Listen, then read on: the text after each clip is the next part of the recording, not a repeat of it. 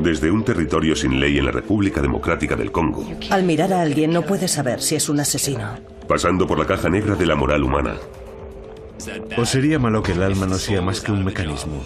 y un laboratorio de psicología de la Universidad de Stanford, Era el mal en estado puro. hasta un polémico bautismo en una cárcel de máxima seguridad. La maldad habita en el interior del ser humano. Prepárense para mirar cara a cara al mal.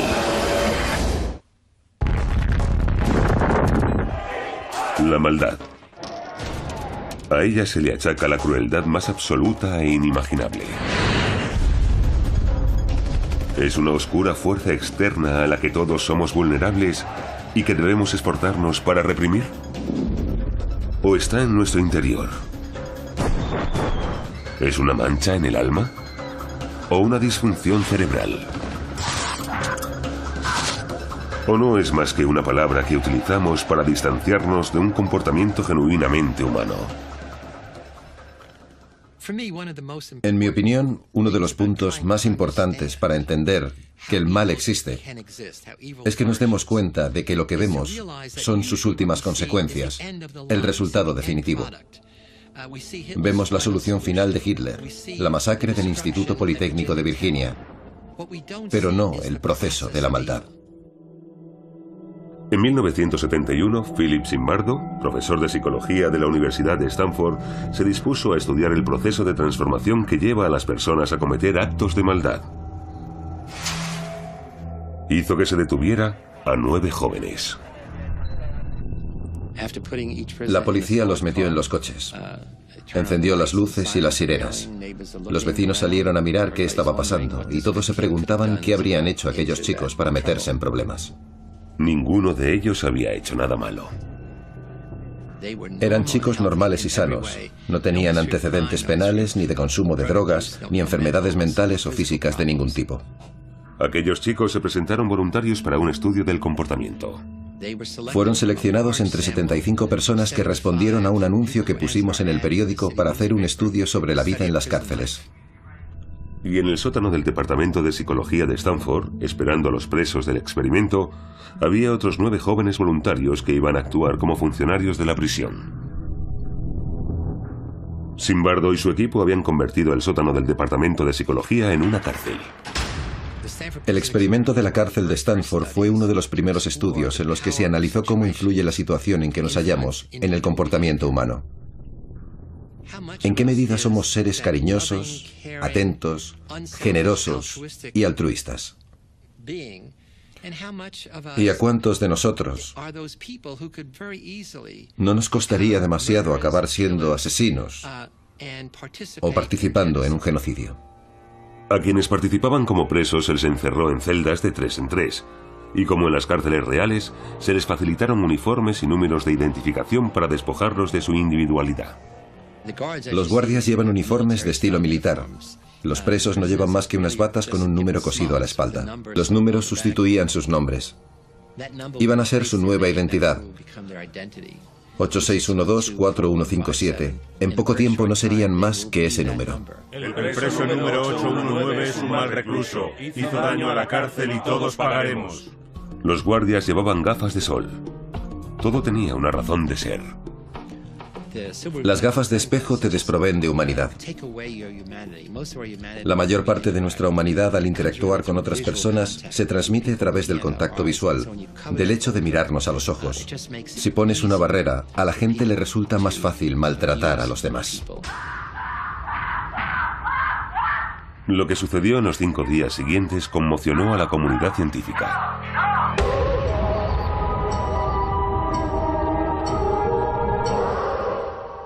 La maldad habita en el interior del ser humano, única y exclusivamente.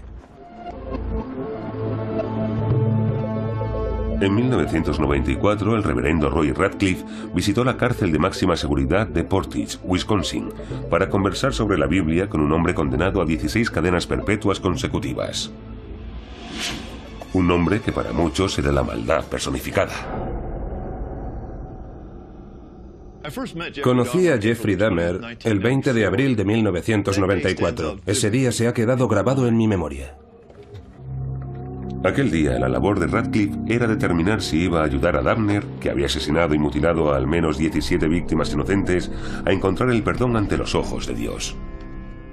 Cuando iba conduciendo hacia la cárcel, me temblaban las manos y me preguntaba, ¿qué tipo de persona es este hombre? El 22 de julio de 1991, a las 11:30 de la noche, 2 agentes de policía entraban en el piso de Dabner, guiados por un hombre que había huido despavorido de allí. Jamás habrían podido imaginar lo que se iban a encontrar allí. Una cabeza humana en el frigorífico, otras 3 y un cuerpo decapitado en un congelador pequeño, 2 cráneos humanos en un armario, un recipiente con manos y genitales masculinos y un barril industrial de más de 200 litros con 3 cadáveres sumergidos en ácido. En total, en el piso se encontraron restos de 11 víctimas, cráneos, esqueletos y miembros mutilados. Como ministro de la Iglesia de Cristo, Radcliffe cree que con el bautismo de inmersión una persona puede quedar libre de sus pecados y asegurarse la vida eterna en el cielo. Básicamente cree que si una persona acepta a Jesucristo y se arrepiente, sus actos malvados se le perdonan. Había una parte de mí que decía, no, pero al mismo tiempo la otra me decía, sirves a Dios y Dios también puede llegar a Él. Me preguntaba si se lo merecía y si no sería únicamente para aliviar el sufrimiento que sentía por los crímenes que había cometido y encontrarse mejor. ¿Sería capaz de hacerlo? ¿Podría bautizar a un hombre al que muchos consideraban un monstruo? Aparqué el coche y me dirigí hacia la puerta.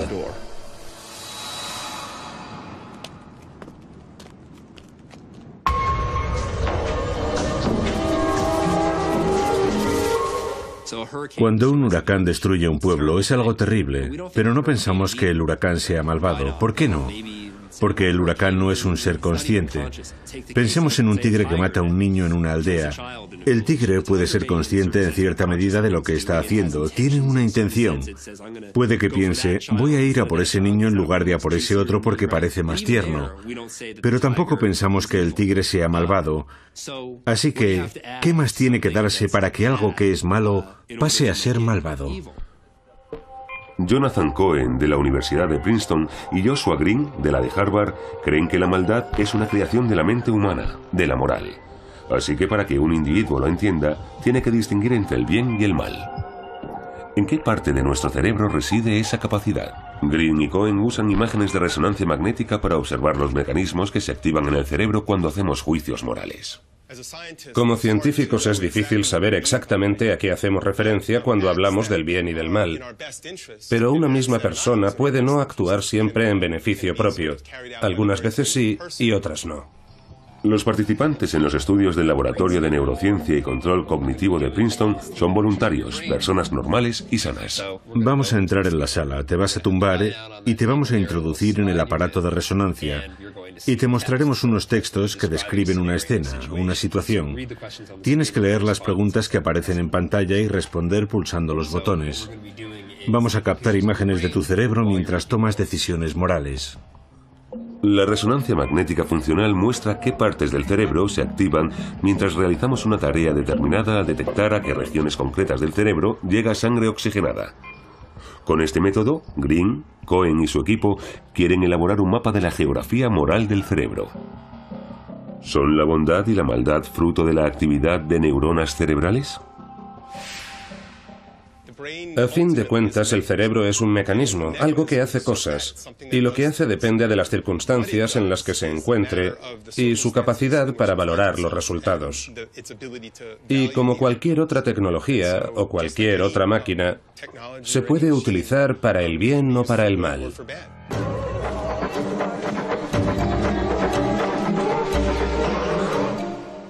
La maldad es hacer que un niño viole a su madre y a continuación matar a su padre delante de él.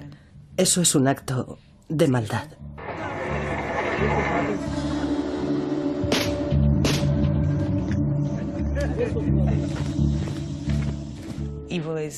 Y usar esa técnica para llevarte después al niño y convertirlo en soldado. Y construirte una casa de muchísimo dinero que has ganado con la sangre de un montón de gente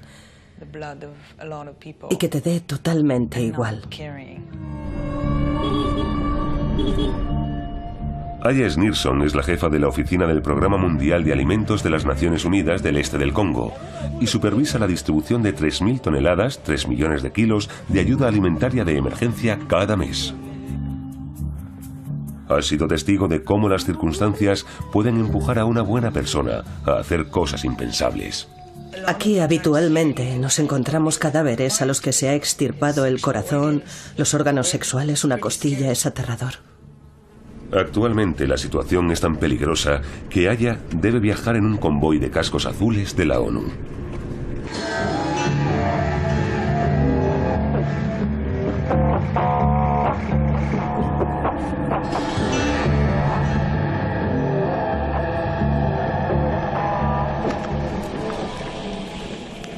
Hola, soy Aya, jefa de la Oficina del Programa Mundial de Alimentos. Encantado. Un placer. Vamos a Niamey, Lima. ¿Niamey, Lima? Sí. Llevo 10 años viviendo y trabajando en zonas de África en guerra. El Canal 1, ¿verdad? Es un trabajo peligroso. Han asesinado a mucha gente que he conocido.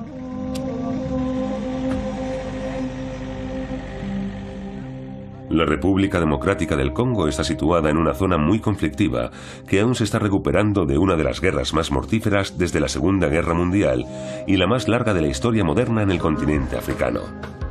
Hasta la fecha han muerto 4 millones de personas, muchas de ellas por inanición o a causa de enfermedades. Los ciudadanos de a pie han tomado las armas para sobrevivir y se han vuelto contra sus vecinos. Las violaciones se multiplican. Amnistía Internacional alerta del aumento de la violencia en el este del Congo que podría desembocar en una matanza étnica. En la última semana, los enfrentamientos entre el líder de los Tutsis, el general Nkunda, y las fuerzas congoleñas han obligado a decenas de miles de personas a abandonar sus hogares. Vamos a visitar un par de aldeas que han sido atacadas, a ver si podemos ayudarlos y repartir comida. En una región asolada por la guerra, la comida se convierte en un objetivo más para ambos bandos. 2 vehículos armados, una torreta con un artillero y 10 soldados de las Naciones Unidas escoltan a Aya para que pueda trabajar y repartir alimentos, un derecho fundamental del ser humano, a una población harta de vivir en guerra. Estaremos más o menos 1 hora. Vamos a ponernos a repartir la comida ahí. Digamos que a eso de las 10:15.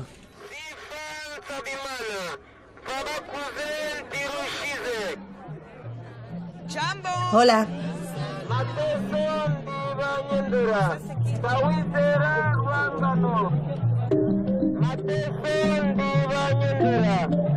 Hola.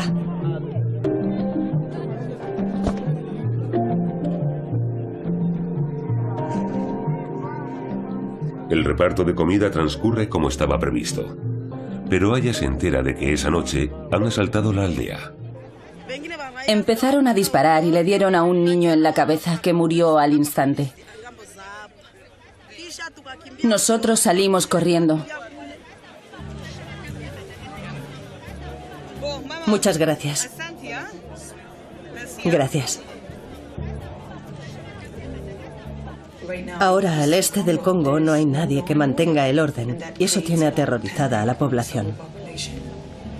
Hola. Para que Aya pueda hacer su trabajo, tiene que averiguar quién está atacando las aldeas y hablar con ellos para descubrir por qué. En el este del Congo se dan una serie de situaciones, como la pobreza y la guerra, que pueden someter la voluntad individual y crear un caldo de cultivo para que fructifique lo que conocemos como maldad. Preso 819. Preso 819. Para mí, la maldad es el ejercicio de un poder destructor. Es observar a alguien destrozar en un segundo un castillo de arena que otra persona ha tardado horas en construir. En la mañana del segundo día, en la cárcel de la Universidad de Stanford, se produjo un motín. Levantaron barricadas en las puertas de la cárcel para que los guardias no pudieran entrar. Se arrancaron los números para mostrar su rechazo ante el anonimato. Insultaron a los guardias y se negaron a salir de las celdas. Los carceleros, al ver cuestionada su autoridad y saber que los reclusos lo superaban en número, acudieron al superintendente de la cárcel. Los guardias me preguntaron qué podían hacer. Dije, es vuestra cárcel, decididlo vosotros. Los carceleros pidieron refuerzos y actuaron con firmeza. Decidieron abrir las puertas a la fuerza, desnudar y encadenar a los reclusos, sacar fuera las camas y meter a los líderes del motín en celdas de castigo, el tiempo que hiciera falta.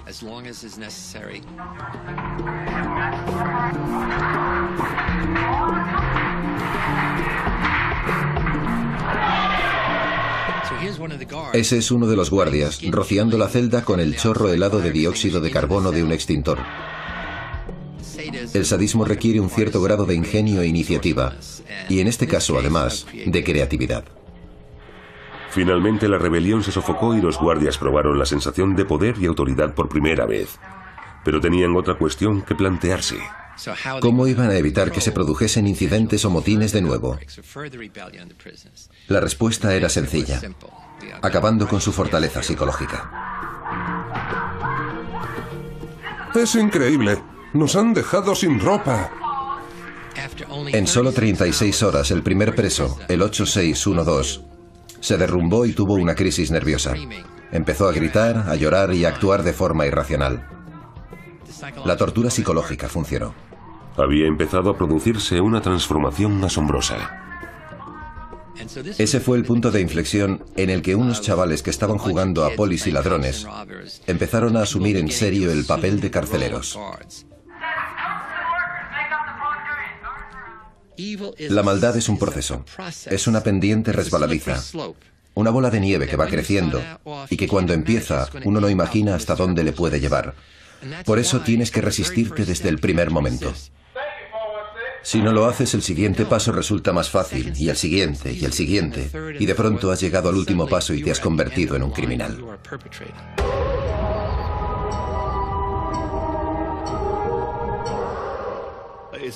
El paso del huracán Katrina, que causó tantas muertes, fue algo terrible. Es horrible que la gente muera cuando se produce un tornado o un terremoto, pero eso no es malo de por sí. ¿Son demasiado grandes los pecados de Dahmer para ofrecerle la redención? ¿Puede el dios de Radcliffe perdonar la interminable lista de pecados de este hombre? El guardia me dijo que esperase allí. Me senté y esperé. Estaba tan nervioso que no podía ni leer la Biblia. Unos 7 u 8 minutos después, ahí estaba, Jeffrey Dahmer. Los seres malvados no tienen cuernos. Había hecho cosas horribles, pero parecía una persona normal y corriente. Me dijo, quiero que me bautice. Conocía los pasajes de la Biblia sobre el tema y entendía el propósito y la función del bautismo. Quería expiar los pecados de su vida y creía en Jesucristo. Me dijo, tenía miedo de que me dijera que no podía bautizarme porque mis pecados eran demasiado graves. A medida que Radcliffe conversaba con Dahmer, empezó a sorprenderse con lo que sentía.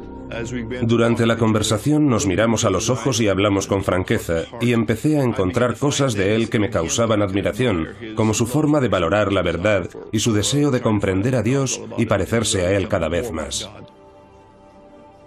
Es cierto que mi fe me exige no juzgar a la gente según un determinado estereotipo y entender que la gente puede cambiar y que de hecho cambia. Tomé la decisión enseguida. Se fijó una fecha, el 10 de mayo de 1994.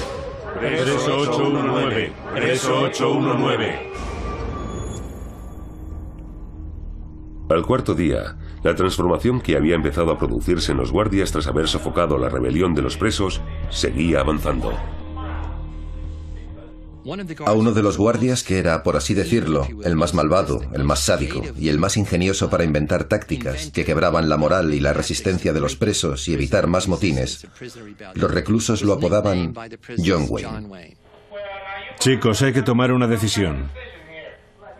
Lo llamaban así porque era como un cowboy del salvaje oeste, un tipo duro. Tenemos 3, elegid uno. John Wayne se dedicaba a intimidar y a aterrorizar a los presos de Simbardo. Más adelante nos dijo, estaba haciendo experimentos, quería comprobar cuánto podía presionar a los presos hasta que se rebelaran. Yo quería que se rebelaran. Pero como veía que no lo hacían, empecé a perder la compasión por ellos y a tratarlos cada vez peor. ¿Qué coño dices? Creo que aquello era una especie de justificación por su comportamiento. Arriba. Abajo. El grado de agresión y maltrato aumentaba día tras día. Y cuando observamos estos actos de degradación, tenemos que tener en cuenta que los carceleros trabajaban en turnos de 8 horas. Así que cuando volvían a sus casas tenían 16 horas para pensar en las cosas horribles que hacían a esos presos inocentes.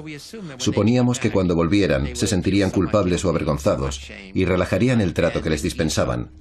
Pero fue todo lo contrario. Quiero que os acerquéis uno por uno y le deis una patada. El sadismo de John Wayne y del resto de los carceleros empezó a adquirir tintes sexuales. El siguiente escalafón fue decirles: vale, la mitad sois camellos hembra y la otra mitad machos. Colocaos detrás de ellos y montadlos. Los guardias empezaron a reír.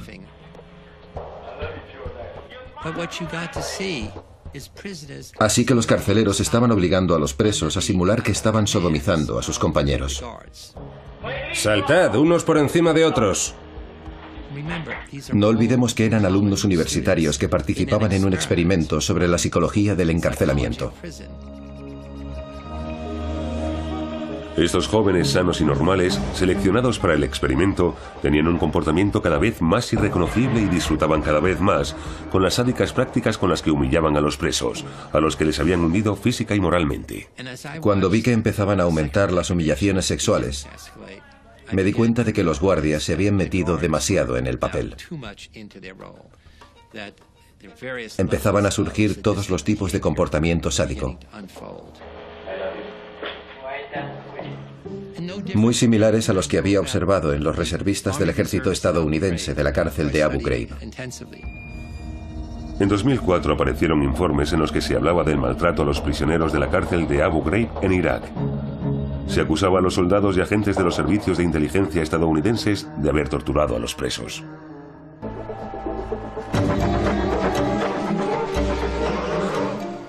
Cuando matan a alguien en una aldea, no se inicia ningún tipo de investigación. Aquí no hay un CSI Congo, ni nada de ley y orden. El coordinador de socorro de emergencia de las Naciones Unidas, John Holmes, ha informado al Consejo de Seguridad de la ONU de que lo más grave de la situación en el Congo es que ha provocado el desplazamiento de unos 300.000 civiles. Nos dirigimos a un campamento de desplazados internos en el que viven unas 3.000 personas que están en una situación desesperada. Dependen por completo de los alimentos que les suministramos nosotros. No tienen nada y lo están pasando fatal.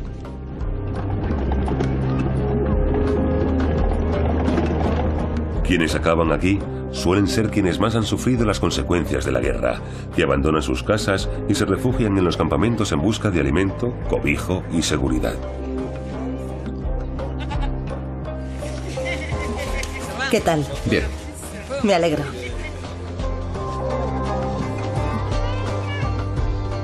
Muchas de las mujeres del campamento de Nyongera han sido víctimas de violaciones. Aquí los alimentos y la atención médica escasean. Aya y sus compañeros charlan con los refugiados para calibrar la magnitud del conflicto y sus consecuencias. Hola. Hola. ¿Por qué está aquí? Pregunta por qué está usted aquí. ¿Nos puede decir de qué pueblo es y de qué huía? Huíamos porque nos asaltaban en nuestras propias casas y se lo llevaban todo. Te desnudaban y si te tocaba la mala suerte, te violaban delante de tu marido. Si tienes una niña de 14 o 15 años, la violan delante de su padre. Al ver eso, nos escondimos en el bosque, aunque llovía y teníamos que dormir a la intemperie, con los niños temblando aterrorizados. Nos daba miedo estar en el bosque y haber visto cómo violaban a las niñas delante de nosotros, así que nos fuimos. Durante la invasión, decapitaron al jefe de policía y el resto huyó. ¿Ella lo vio? ¿Vio usted todo eso? Sí, sí. En esos días nos buscaban por el bosque. Y si un niño tosía o lloraba, nos encontraban. Y nos hacían cosas horribles. Esas personas parecen demonios. No son demonios. Tienen forma humana.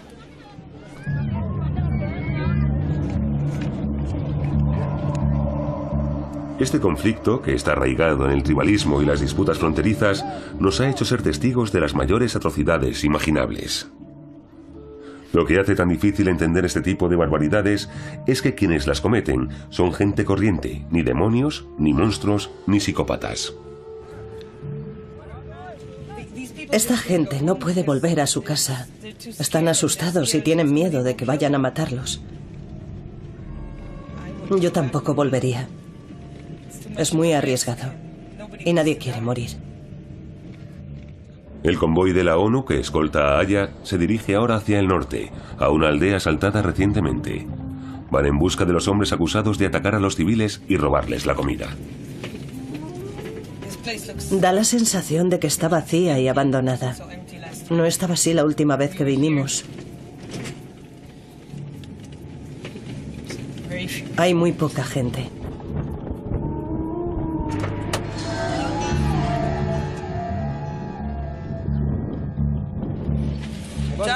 Hola.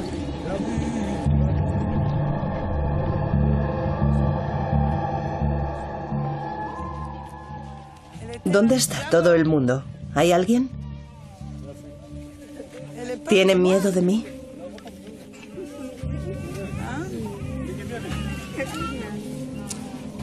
Hola.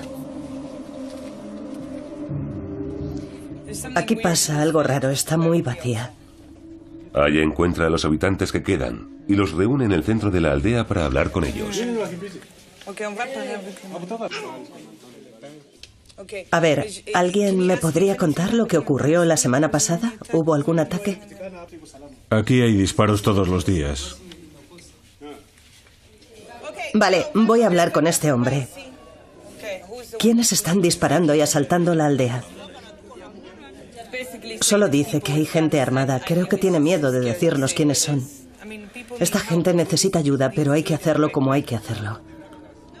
Aya no puede distribuir comida aquí, porque no quiere poner a la aldea en peligro. Aquí no hay ningún tipo de autoridad. Sin los cascos azules hay que confiar en la buena voluntad de las personas. Decide suspender el reparto de comida. De camino al convoy, Aya se cruza con una cara conocida. Son de la Brigada Bravo, de la sección... La Brigada Bravo es una división de la Brigada Mixta formada por fuerzas rebeldes repatriadas por el ejército congoleño mediante un frágil tratado para que los ayuden a mantener la paz en la región. ¿Podemos ir a hablar con ellos? ¿Hoy? ¿Por qué no? Que nos digan por qué atacan a su pueblo. ¿Eso era todo? Yo me voy ya. Muchas gracias, papá. Hasta pronto.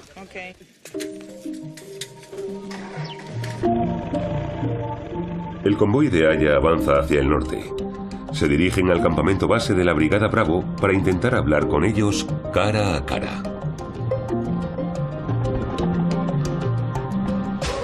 Preso 819. Preso 819. Con el experimento de la cárcel de Stanford, Simbardo quería observar cómo afecta el entorno situacional en el comportamiento humano. Pero en la recta final, una de las observaciones más escalofriantes que hizo tuvo que ver consigo mismo. En la noche del cuarto día, los presos podían recibir visitas. Los presos que tenían familiares o amigos en el vecindario podían invitarlos a venir.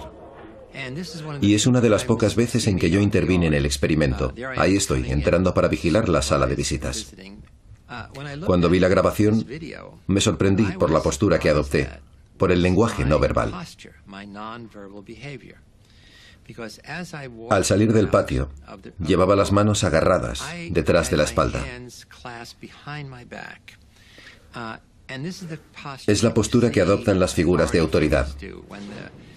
Cuando un militar o un político pasa revista a las tropas. Cuando lo vi, me di cuenta de que me había convertido en el superintendente del experimento de la cárcel de Stanford. Simbardo se había convertido en un participante de su propio experimento. Esa mera observación debería haberle hecho pensar en dar por concluido el experimento, pero no lo hizo. Dejó que continuase. Hubo que esperar al quinto día en el que Simbardo invitó a unos colegas de profesión a hacer una visita para que se diera cuenta de la magnitud de lo que estaba ocurriendo. Una de las personas que vino era una antigua alumna mía, Christina Maslach, que trabajaba como profesora adjunta en Berkeley. Se quedó atónita al ver lo que pasaba allí. Los presos llevaban bolsas en la cabeza o iban con los ojos vendados, encadenados. Los guardias gritándoles y haciéndoles caminar como zombies con los brazos en alto, diciéndoles obscenidades. Y yo le dije, mira, Chris, es la naturaleza humana en estado puro, el comportamiento humano en acción. Nadie ha visto nunca algo así. Y ella me contestó, basta, es horrible lo que les estás haciendo a estos chicos. Tú eres el responsable de esto. Así que tuve que hacer un ejercicio de introspección para analizar cuánto me había cambiado aquella situación, cómo había distorsionado mi percepción de la realidad. El 20 de agosto de 1971, tras 5 días de maltratos a los presos por parte de los carceleros de Zimbardo, el experimento de la cárcel de Stanford se dio por concluido, una semana antes de lo previsto. Eran buenas personas dominadas por el poder de la situación, hasta un extremo inimaginable. Y yo permití que siguiera adelante, porque había dejado de ser un investigador para pasar a ser el superintendente de la cárcel de Stanford. Y como consecuencia había perdido la perspectiva ética, la perspectiva de preocuparme por los sujetos. Eso es algo que me pesa. Un sentimiento de culpa con el que he tenido que vivir desde entonces. Hoy, 36 años después de la experiencia de la cárcel de Stanford, Zimbardo sigue teniendo que hacer frente a todo el horror que salió a la superficie con la excusa de un experimento científico. Un escalofriante ejemplo de esta maldad fruto del entorno situacional teorizada por Zimbardo hizo que se le llamara como testigo de la defensa en calidad de experto para declarar en el Consejo de Guerra en el que se juzgó a uno de los oficiales estadounidenses por los actos cometidos en la cárcel de Abu Ghraib. Hay que preguntarse cuál es el sistema que subyace y genera, perpetra y mantiene este tipo de maldad. En contra de la opinión de Zimbardo de culpar al sistema y no solo al individuo, casi todos los reservistas de baja graduación fueron considerados culpables de maltrato y procesados. Hemos subestimado el poder de las situaciones para socavar la naturaleza humana, para corromper lo mejor de cada cual. Y hasta que no nos demos cuenta de que tenemos que observar cómo evolucionan y se crean esas situaciones y quiénes las mantienen, el mal seguirá ahí.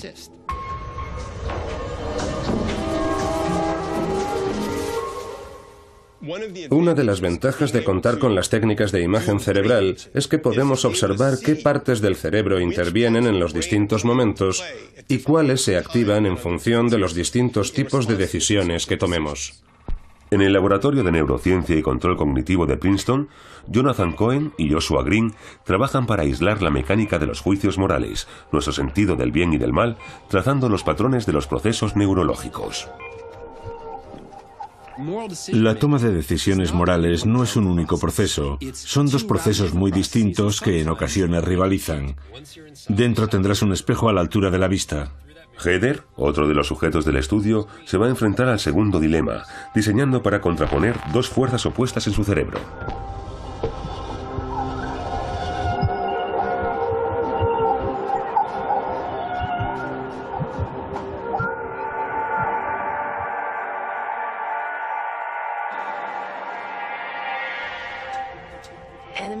Los soldados enemigos han invadido tu aldea. Tienen órdenes de matar a todos los civiles. Te has escondido en una casa junto con otros habitantes de la aldea. Desde fuera llegan las voces de los soldados que están saqueando las casas en busca de objetos de valor. Tu hija empieza a llorar. Y le tapas la boca para que no la oigan. Si quitas la mano, el llanto va a llamar la atención de los soldados, que entrarían y os matarían a ti y a tu hija, y a todos los que están escondidos allí con vosotras.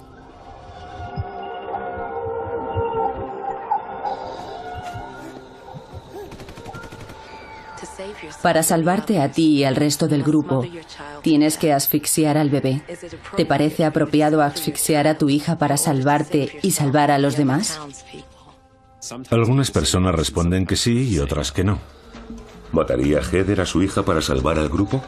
¿Qué batalla está teniendo lugar en su cerebro? Un cerebro sano y normal.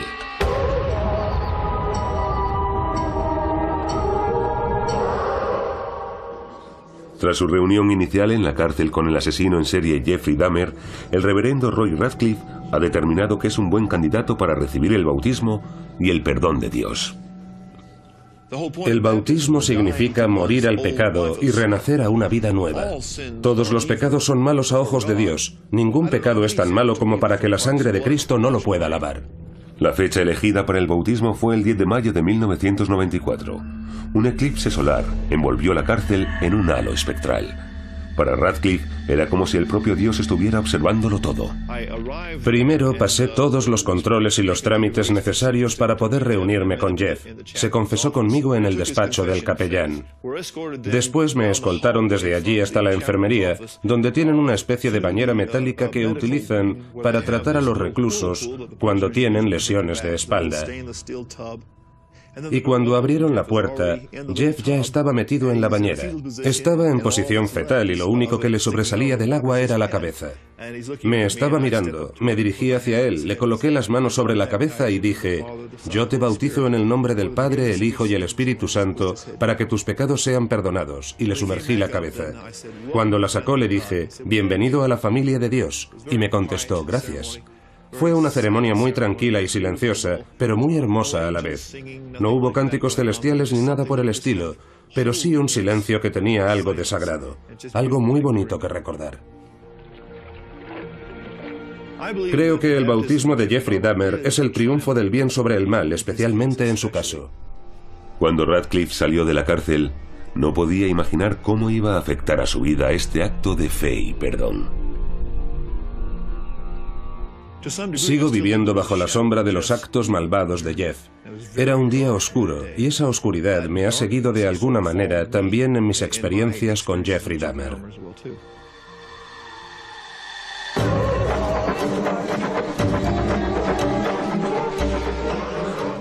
Al mirar a alguien no puedes saber si es un asesino.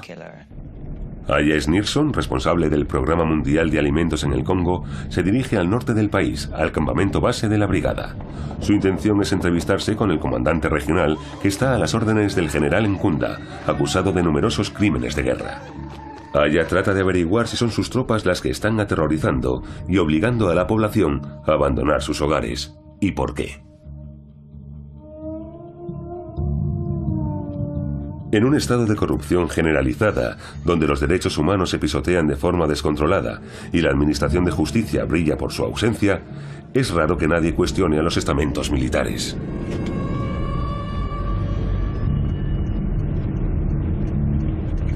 Se aproximan a las instalaciones donde se aloja el comandante regional.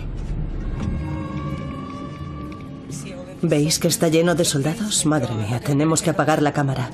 Apágala. Apágala.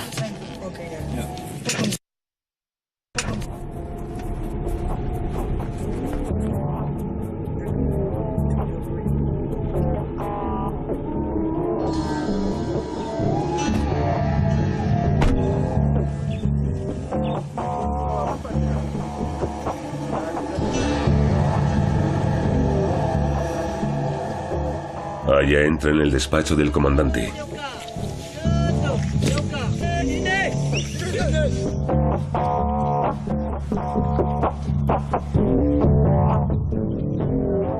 El comandante no quiere hablar con ella, pero designa a uno de sus capitanes como portavoz.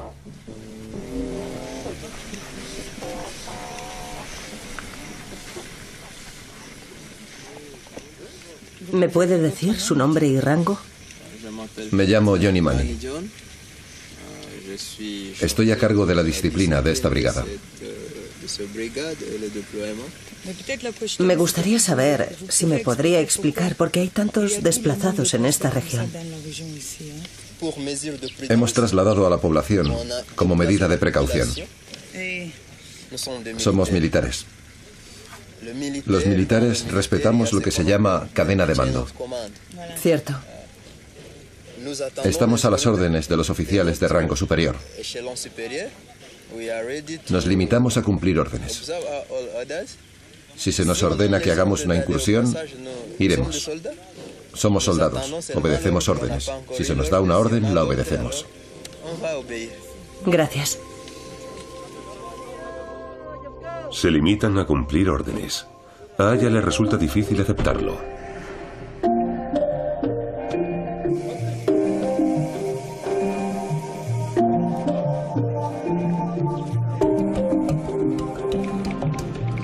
Era encantador. ¿Has visto cómo sonreía? Es guapo y parece joven. Son todos así.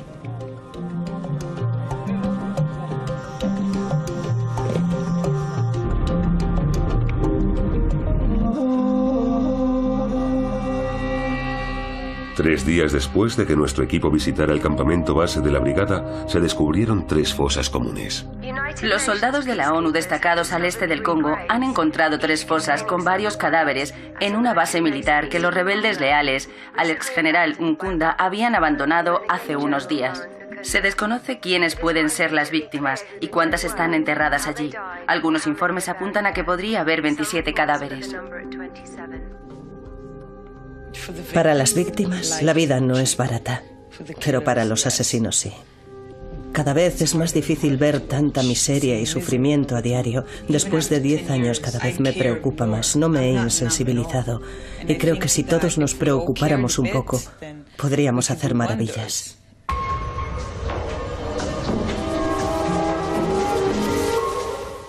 ¿De dónde procede nuestro sentido del bien y del mal?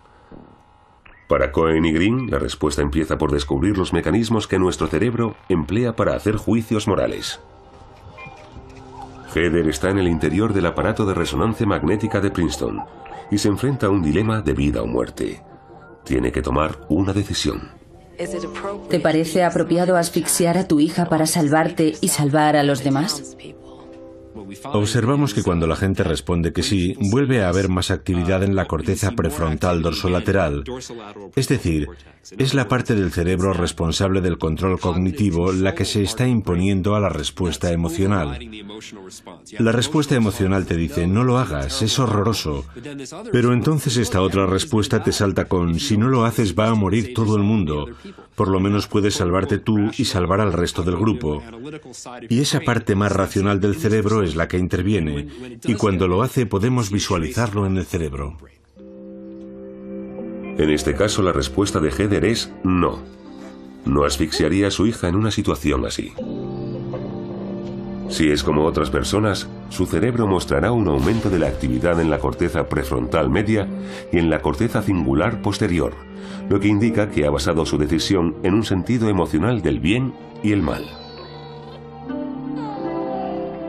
La cuestión que se plantea es, ¿qué utilidad puede tener conocer la maquinaria que se activa para tomar decisiones morales más allá de la investigación científica? ¿Qué ocurriría si al observar el cerebro nos damos cuenta de que el comportamiento humano no es más que el producto de la actividad de neuronas cerebrales comunicándose entre sí y controlando la actividad de los músculos, y que eso es lo único que explica nuestro comportamiento? ¿Y eso sería bueno o sería malo que el alma no sea más que un mecanismo? Algunos pensarían que es horrible, que lo peor que podemos descubrir es que no tenemos alma. O podría ser algo maravilloso. La creencia de que tenemos alma también puede hacer mucho daño. Uno de los ejemplos más radicales son los atentados del 9 de septiembre. Los terroristas que secuestraron aquellos aviones creían que sus cuerpos iban a morir, pero que sus almas se iban a salvar y a disfrutar de la vida eterna. ¿Lo habrían hecho si no hubieran creído que ellos y sus almas estaban al servicio de un fin más elevado? El trabajo de Green y Cohen está en su etapa inicial, pero los primeros resultados apuntan a un futuro en el que la ciencia puede confrontar nuestra noción del mal con la razón en un laboratorio de neurociencia, lejos de la acalorada retórica de la religión y la política. ¿Me oyes, Heather?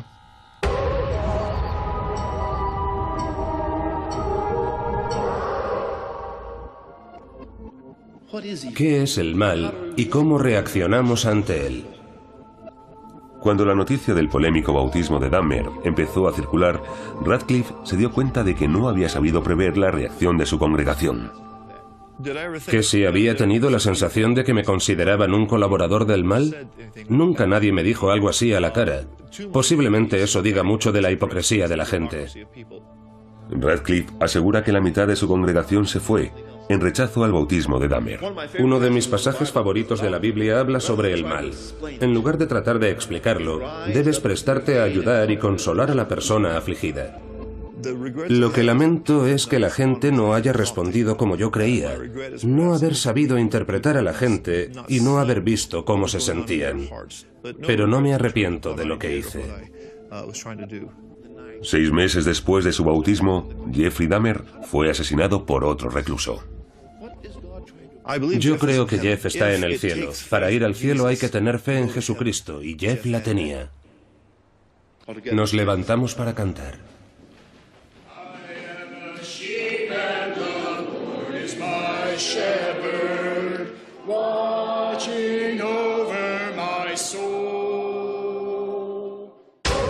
Preso 819, preso 819. Lo que digo es que la mente humana tiene una capacidad infinita para hacernos ser personas amables o crueles, atentas o indiferentes, egoístas o generosas, y para convertir a algunos de nosotros en los malos y a otros en los buenos. Y eso es lo maravilloso de la mente humana.